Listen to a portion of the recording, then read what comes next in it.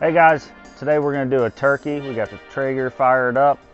We brined this thing in buttermilk last night with some other spices. Took it off, topped it with some butter, and now we're going to throw it on. So let's get it going.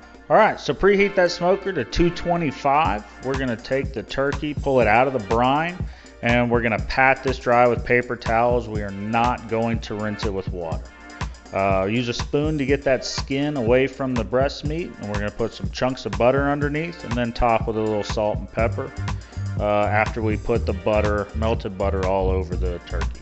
Place it directly on the Traeger, and we're going to smoke this until an internal temp about 120, and we're going to spray with some apple cider vinegar. Once it hits 120, we'll turn it up to 350 and finish it off. Once the turkey reaches 165 internal, it's finished. And carve this up and enjoy.